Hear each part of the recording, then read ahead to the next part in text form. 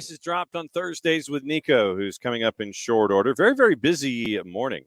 And thanks to all of you folks that were hanging out with us on the morning show and the chaos that ensued. First and foremost, for figuring out what your Masters dinner was going to be. Sorry. The tournament in Augusta that is a major tournament for the sport of golf. If you won the tournament, what would your dinner be if you were champion for that particular golf tournament? We got into that. Then we got into CONCACAF Champions League and how you, as a viewer, were not able to watch it. Watch the conclusion of the match between the Purple Team and Tigres on FS2 because they had World Baseball Classic to get to. So we were trying to steer folks toward Tudene and their coverage because they blow it up. And the rationale behind doing what Fox as a network was doing with their coverage and disappointing a lot of folks. Then, D. Graham, good to see you this afternoon, by the way. And then we got into just the news of the day. And then we finished up with something that I think it's safe to say it was the first time that we've ever done. We caught up with a team on the bus, and it was interesting to say the very least. Afternoon, Will. Greetings from the Central Time Zone, from the Eastern Time Zone to the Central Time Zone. We'll be joined in short order by a guy who will be joining us from the Pacific Time Zone, and we'll be able to catch up with Niko Moreno, Pulso Sports, and the Soccer Bar coming up in short order. And when Niko comes on, that's when the clock starts. It's a solid half hour with Niko, El Rolo, and W on the Twitters at The Soccer Bar and at Sports Pulso, Pulso. Well, okay, Pulso, Puls, yes. Well, Will, as long as the surgery went well, that's what matters. That's what matters. And so we'll catch up on what's on Niko's mind coming up in just a little bit and kind of get the lay of the land with that. Good. I'm glad that it went well. But, yeah, caught up with our friends from South Georgia Tormenta on the bus. I guess the beauty of it is that they were taking interstates from Savannah and from Statesboro up to Cary, North Carolina. And we caught up with them. Niko, first off, greetings and salutations, my friend. Hey, my man. How are you doing? Excited to be on here with you. With a little bit of heartbreak of CCL, but excited for week 4 of MLS. Yep, and I was breaking down what was going on the morning show this morning as you bust out the Rave Green mug. Is this, 10:30, so this should be cup number 2, yeah? That is correct. All right. This morning, USL League One is getting ready to kick off their season tomorrow. And for the last half hour of the morning show, we literally caught up with the defending champs in USL League One on the bus, on the interstate, as they were traveling from Statesboro, Georgia to Cary, North Carolina. So you were hoping that no 18-wheelers were passing by the particular device that they were holding up. Caught up with some folks. It was a rather unique last half hour of the morning show this morning. But now that you are here, sir, time to get the muscles stretched out, time to get everything squared away. Since I was covering high school basketball last week, we did not get the chance to have Thursdays with Niko on Thursday or Friday last week, but we're now back this week. CONCACAF Champions League, we talked about it this morning on the morning show. And a lot of our listeners and viewers, they were pretty hot under the collar last night because the second match in the grid was Tigres and, as we call it here on the show, the Purple Team. The reverse fixture, the second round of the tie. And as you got to 10 o'clock Eastern time, 7 o'clock yours, there was still time left in the match between, and this was when the Purple Team was coming back, and they score, and it's even at 1, but because of the away goal, Tigres would still advance, and they eventually would. But FS2 decides that they're going to switch away from the purple team and Tigres with minutes to go to determine who advances to the round of 8 so they can show the World Baseball Classic. And folks this morning were less than pleased about what Fox was doing with their coverage of this event. And then it kind of went into the sidebar about how Fox is covering things with Major League Soccer with what looks like a painted on parachute flap behind their talent and covering the league, covering Major League Soccer. How much feedback and how much conversation has there been, I guess, about coverage of Champions League, CONCACAF Champions League, and how you have to kind of find a moving target, or if you're like me, just watch it on TUDN and you don't have to worry about it. How much conversation has come up in your circles about disappointment, the way that Fox has been covering CONCACAF Champions League and or Major League Soccer with their one game a week so far out of the blocks? There's been disappointment from many fans and many around my circle going on last year when the Seattle Sounders were going to win the Champions League. And I remember that in the Motagua game, I'm on my way home from, oh my goodness, I forgot where I was at, but I was flying back. And on the way back, I'm watching FS1, and the game hasn't even, I know that the Sounders game's already started, but I'm watching FS1 and they're playing NASCAR. So there's been a constant disrespect or not importance to soccer in general, MLS, Champions League, it doesn't matter. And what happened yesterday, thankfully, I'm like you, I'm watching TUDN, so I'm not concerned about what's going on, but I'm reading the tweets, and I can go back and think of me going back to that moment where I'm trying to watch a game that has already started and they're playing something absolutely random. So I think it's been poor. I think it's gotten worse now that the coverage has completely gone to Apple TV. I feel like the talent level is still decent, but you cannot front desire and passion when it comes to a soccer fan base. And I feel that's what they do. They just run through the motions. They're trying to seem like they really want to play out and put out a good display, a good broadcast, but they're not doing it when you are, like you said, cutting off the last minutes of a decisive game that just tied up 1-1, and you're just trying to figure out what's going on. So it's disrespectful. And yes, there is a lot of people that are upset about it from yesterday and going on back that feel like Fox doesn't deserve a lot of this MLS coverage. Yeah, and so what I have told folks, I legitimately have told folks, I said, look, here's the deal.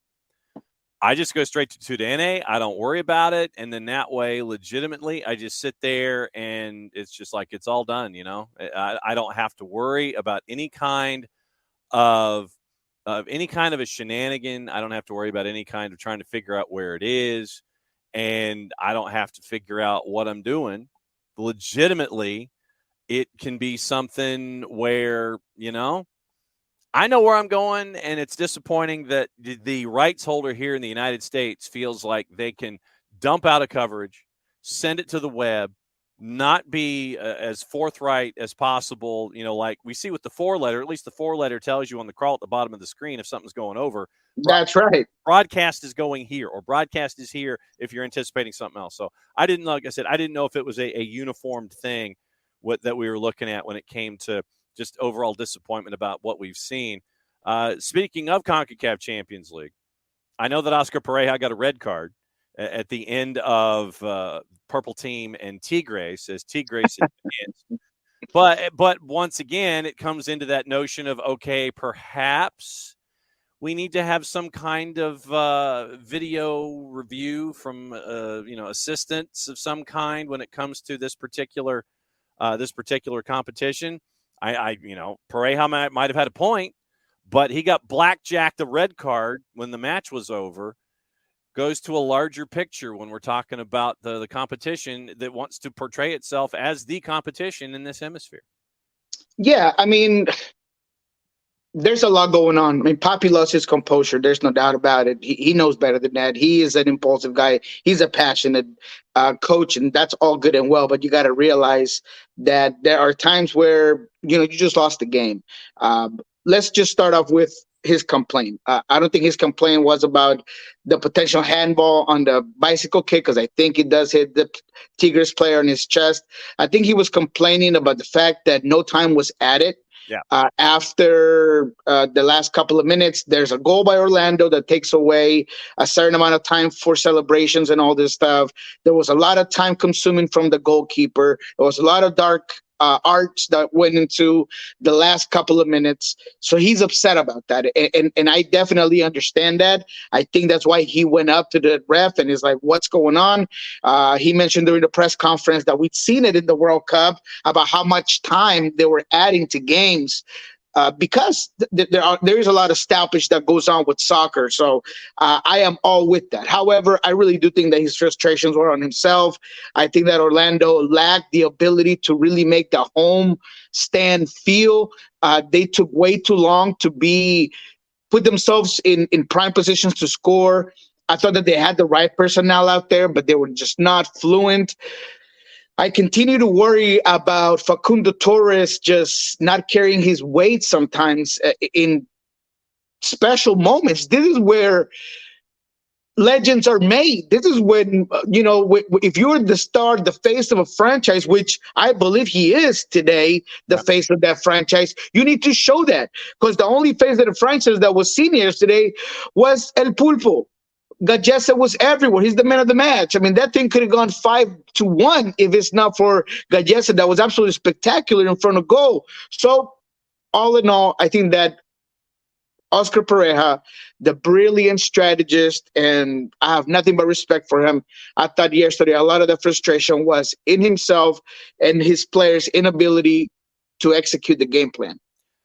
Then you look at the close call that LAFC had. And I mean, legitimately, you're thinking, okay, all right, we're up 3-0. We took care of business we took care of business down in Costa Rica.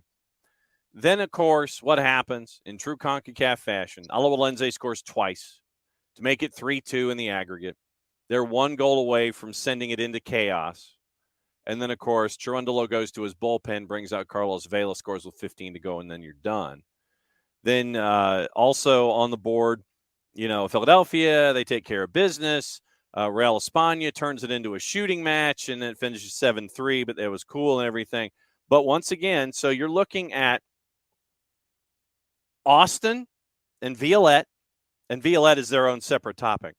But once again, you've got two clubs that should have taken, let's say one, possibly maybe two, considering that they had it in their own hands at home in the second. Yeah, absolutely. You had one, if not two clubs in Major League Soccer that should have taken care of business and did not.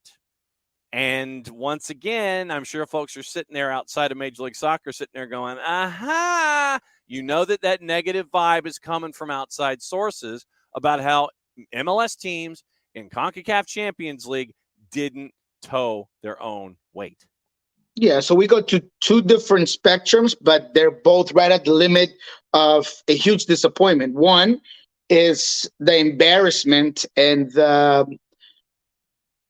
absolute disappointing and historic tragedy that was Austin FC being booted out by a team that could barely have enough players to sit on the bench in Austin.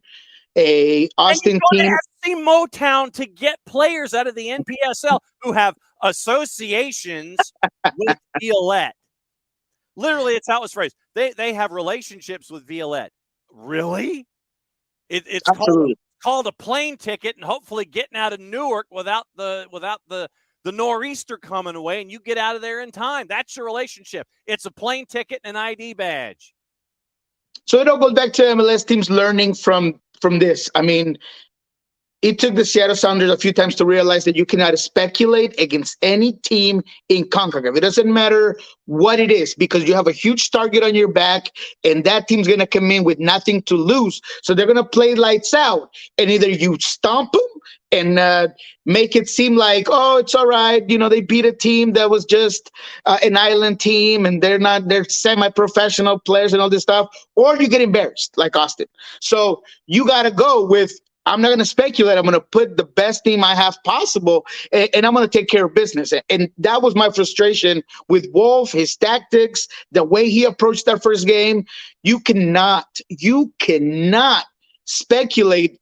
You have to put your foot in the throat of the opponent and press and not let it go. If you knew they were going to play Dominican Republic, they were going to have no support, you were going to go in there and you start with a big punch in the face in round one, and they're not going to get up. But he did not do that. He came in with a rotated squad.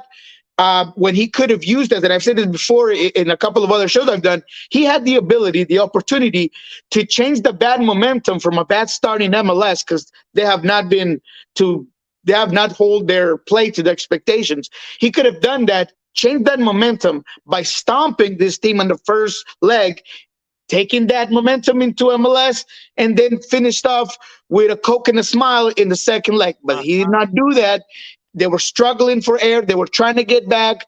Jassy Sardis in this game has a bunch of opportunities in front of goal early in the game to completely change it. It does not happen. A couple of goals get sent back. Oh, well, that's soccer, but it's on you, Coach Wolf. It's on you, players that were unable to make things easy for you by killing that first leg. Now, when it comes to Oscar Pereira in Orlando, you're playing one of the best teams in Mexico, one of the best teams in the region. You went to El Volcan, and you got a great result. Now you get back here with a huge opportunity to make a splash, to put yourselves on the map, and you blew it. No Andres Guignac, no problem for this team. They still generated. They still dominated. So it's tough because they did miss an opportunity. Two different spectrums, but both missed a chance. Man, I got you all fired up on something, didn't I, brother? You gotta take a sip from the Rave Green mug. You're that fired up on this. Absolutely, man. I'm over here just all in. All right, so let's get into Major League Soccer, and I know that the West, since we are now officially at halftime, and we still got to play cliffhanger coming up for the matches this weekend. St. Louis City SC. I did not, in my juice boxes, I did not have City at the top of the Western Conference in the three matches. So what does this say about Red Bulls Midwest with what we're seeing out of St. Louis City SC so far? Red Bulls Midwest. I think that is very accurate to a certain extent. I have to give credit where credit is due. I had this team as the worst team in the West coming into the season because of that roster, because of what you kind of saw, what you were expecting, which is just that energetic, high press. We're going to just beat you down, try to outwork you, and maybe get a result, maybe not get beat by more than a goal. But they've been opportunistic. They've been clever. Klaus has been fantastic up top, whether it's his scoring ability, his ability to connect. I think Stroud is becoming into this player that just finds spaces and puts it in the back of the net. So I love how opportunistic they've been. And have they got lucky at times? Yes, but you create your own luck to a certain way. You press, you constantly make mistakes. You are one of the highest pressing teams in the league, and that's why you create those mistakes. So you got to give them credit now. That doesn't mean that I'm saying that it's all been on how great San Luis has been. There's a lot of circumstantial stuff, and you'll hear me use this word all the time. Right. You had the first game in franchise history, which is a huge boost in your play and the way you go into the game and anemically and all these things. Then you got the first home opener. That's another big game. That's another big moment. And then you go against Hospital FC in Portland, and you get a result. Not an easy place to play in. Don't take me wrong. That's a hard venue, and credit to St. Louis. But it's also a Portland that's walking around MLS in one leg. So that's kind of part of it. Now they face San Jose. This is a true test. I think this is a true team. You've heard me talk about them. I think they're going to be a challenge. If they beat San Jose and they become the first team in MLS history in their expansion year to win 4 games, then I have nothing else to say to this team. Yeah, so far. And for some strange reason, it seems like every single match, there is a gift that turns it into a short field from the defense that is going on. And it's like, oh, I think I will pass it, or I think I will not pass it to with the amount of speed that it should come off of my cleat to my teammate. Or I hear a familiar voice. I think I will turn back. Oh, that is a familiar voice, yet he is no longer my teammate. It seems like one event per match seems to be happening, at least with 2 of the first 3 when it comes to St. Louis. All right. It's a little bit of everything, right? And I'll add this. My friend Jerome has a soccer bar, always into stats. They're actually the team that creates the most mistakes against teams in the final third, right? So with their high press, they create the most mistakes and turnovers as any team in the league. So credit to them as well. I also love what Lowen is doing in midfield. I think he's been outstanding. But yes, I agree. It's circumstantial. Let's see what they do this week. All right. So obviously, we'll get into Hospital FC going up against Atlanta United as a part of our rundown in Cliffhanger. But after the first 2/3 matches, if we're playing red light, yellow light, green light, go, who is green light, who is yellow light, who is red light? That's a good one. Green light, I mean, it has to be LAFC. They've been close to perfect in all senses. They've looked deep. They've looked cohesive. They've been able to dominate. That 4-0 win over the New England Revolution, to me, was very telling. I think that's a team that had a solid structure that was coming in from smacking down Houston, which might not mean much, but they definitely did their job. They have a lot of good, talented players. The LAFC locked down Moreno completely. They put Bo completely deep. They just didn't let the Revolution play. So LAFC will be my green light. Yellow light. We could say Seattle. I mean, Seattle. Obviously, we have a couple of question marks in general. How Raul Ruidiaz is going to start this game. Where is he at health-wise? He's looked fantastic all week in terms of training, but he's being kept on a schedule, and we'll talk about that when we get into the Seattle Sounders. And when it comes to red light, Colorado. Colorado, it just doesn't seem to have no longer an identity. They are bleak in the attack. They are weak defensively. And Charlotte. And I might go Charlotte just because at least Colorado has some sort of structure. I no longer know what's going on with Charlotte. They look like someone who's just starting to learn how to dance salsa, and they're going through the steps. 1, 2, 3. 1, 2, 3. That's what they look like. There's no creativity. They're repetitive in the way they play. They have Soderski out wide, who's a player that constantly is trying to come in and use those inside channels. He wants to get close to Copetti, but then the team loses width, and Lozano just seems not even worried about it. So I am very worried about Charlotte. Now there's an issue with Copetti, where now the coach and your best DP that you have at this time are going to start having some issues. That's going to create an even bigger problem. So maybe I'll go with Charlotte as my red light. All right, time to play Cliffhanger, which is what we always do this time of the week, where we run through the matches, we run through the juice boxes.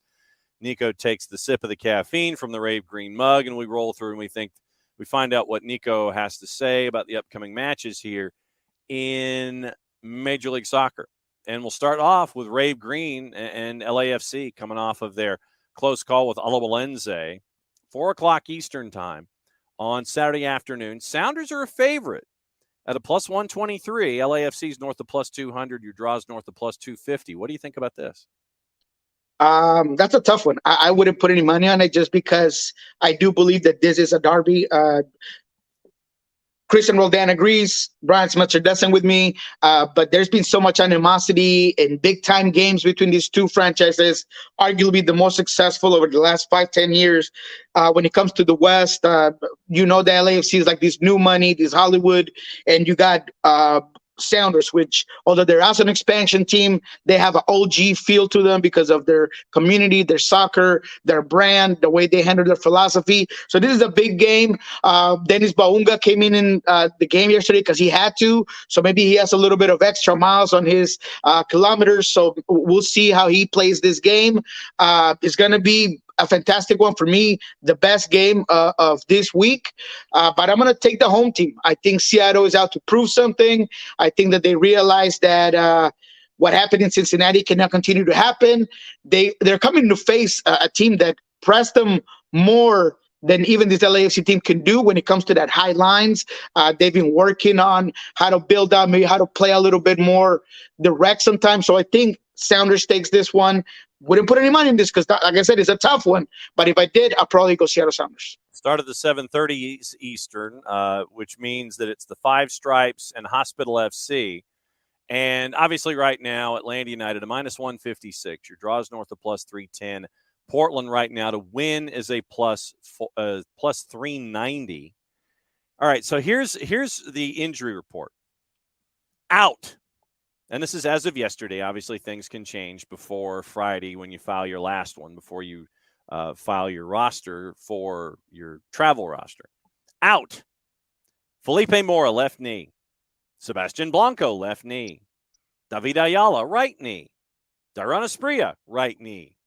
Tega Ikoba, right knee. Jimmy Chara, right hamstring. Christian Paredes, right hamstring. Evander, hip. So that's your availability report for Hospital FC going up against Atlanta United. What do you think? I think they're just going into a knife fight with a wooden spoon, man. It's tough. You feel for them. I know Esprilla was back in training this week, but that means absolutely nothing. Evander, he's been with a knock ever since last week. They still played him, forced him out there. He's a player that does a lot of running around, does a lot of the dirty work. He's starting to look more like an 8 to me than a 10, but I just don't see him coming back into this one. So we'll see what it all comes down to. But Jimmy being out, Paredes being out, these are all very important pieces to what Savaresa likes to do.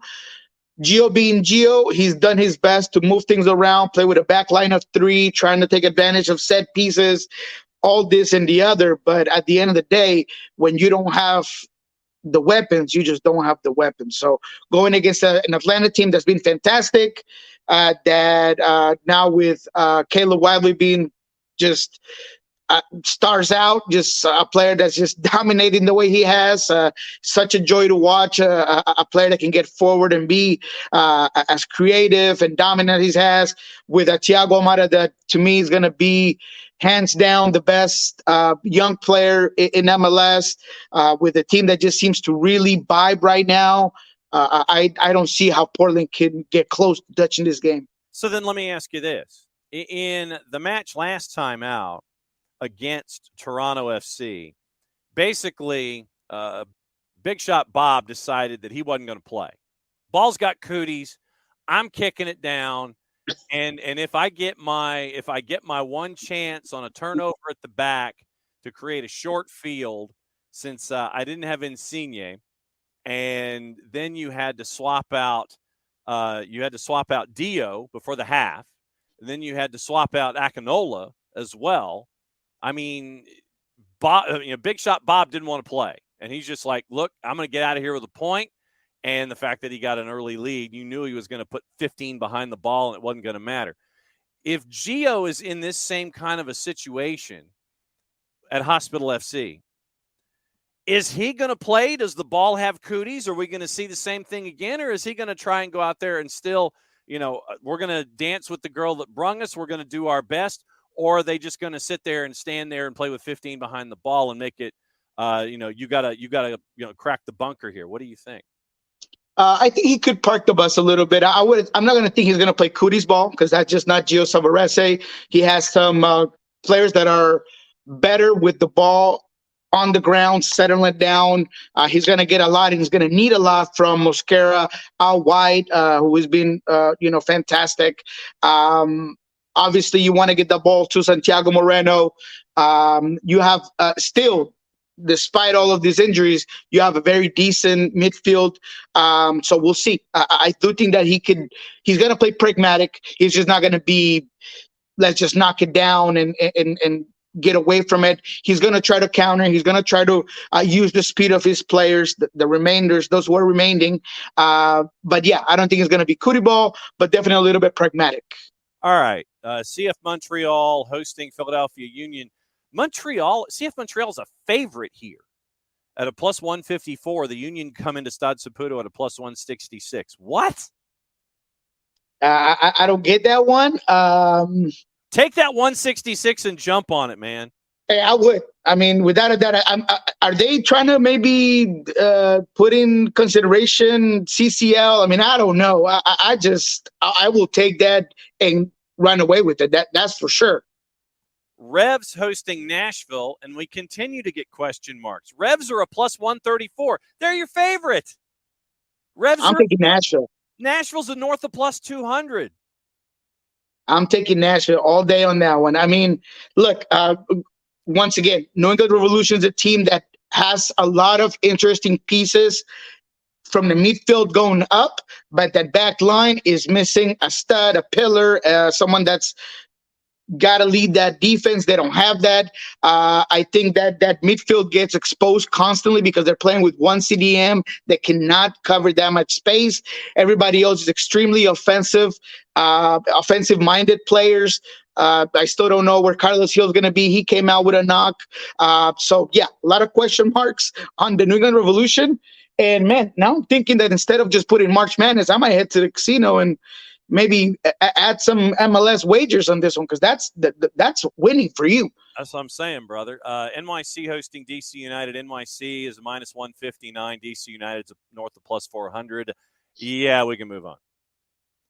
That's just me. No need to go into that at all. New York City FC and DC United, nothing excited about it other than Wayne Rooney's tactics on goal kicks, and that's just not willing to talk about that either. Mm-hmm. Red Bulls hosting Crew. Red Bulls are a minus 122. Your draws a plus 250, and the Crew are plus 350. Well, that's an interesting one.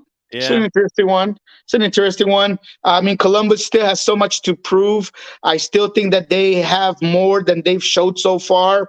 I'm not loving this whole pushing Cucho out wide. I get that he can run that role, but he's so much more dangerous. And you saw what he did last year. I have a hard time when a coach goes in to a season and completely forgets what works. And that's what's going on in Charlotte. There's a little bit of that going on here in Columbus. Purple team having a turnaround of a couple of days, hosting Charlotte. You mentioned the problems with Charlotte. Charlotte's north of plus 250 going to Central Florida, and the purple team's a plus 106. I wouldn't take Charlotte plus 500. I mean, I wouldn't. That team is a disarray at this moment. I think he might get worse. I wouldn't be surprised if Latanzio just gets the boot midway through the season if things continue this way.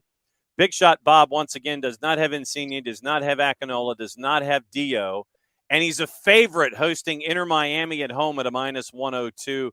Draw on Inter Miami at plus 263. Look, Miami, they lost probably the biggest, most important player in that roster in Gregory. Yeah. He was the one that held it all together. There is no other person in that roster that can do what Gregory has done for that squad. No better partner for Mota in the center midfield of that team. But even then, I would take Miami over Toronto. 8:30s Eastern Time. Chicago Fire hosting FC Cincinnati. The Fire are a favorite at a plus 150. No way. And FC Cincinnati's a plus 169. Your draw's a plus 245. Man, there are some numbers out here. There are some line mistakes. I'm shocked. How is Chicago a favorite? I'm looking at the composite right now, courtesy of our friends at Odds Portal. Chicago's a plus 150. Wow. All That right. is incredible. I mean, that's all I got to say about that. I don't even need to tell you what the Sounders just saw in Cincy, and a team that's going to press you out of the context of the ball. They're not going to allow you to play at all. They have a fantastic three up front. I'm still waiting for Vasquez to get rolling, Santi Arias to get back from injury. I mean, this is a good team. You could say they're a contender to win the East at this moment in time, and they're not a favorite. Take that and All run right. with it. And I went to click on the individual juice boxers. You can get Chicago as high as plus 160, and you can get Cincinnati as high as plus 175. So that's what you're staring at with those right now. With Chicago as a favorite, that's just wild. FC Dallas, 8:30, hosting Sporting Kansas City. FC Dallas is a minus 105. Sporting Kansas City is almost a plus 280 in the composite. Yeah, Sporting Kansas City is another team that is just absolutely bleak and tough to watch at times. I've been disappointed in Dallas, who I had number one in the West in my preseason rankings. Inconsistency again for this team and inability to at times take advantage of that firepower up top, but they should be able to handle this one without a doubt. It's one I might watch just because I've seen such an up and down performance from Dallas that I want to see what they do with Sporting Kansas City. That's a team that, although doesn't have a high ceiling, their floor is very high or at least mid.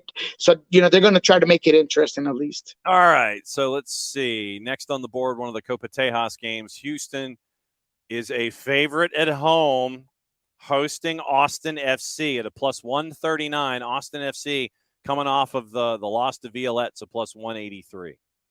Yeah, I think that Austin, quite honestly, after what just happened in CCL, they're going to want to do absolutely everything to make people forget. They might try to go for 6-7 goals in this one. Don't think it'll happen regardless of how bad Houston is.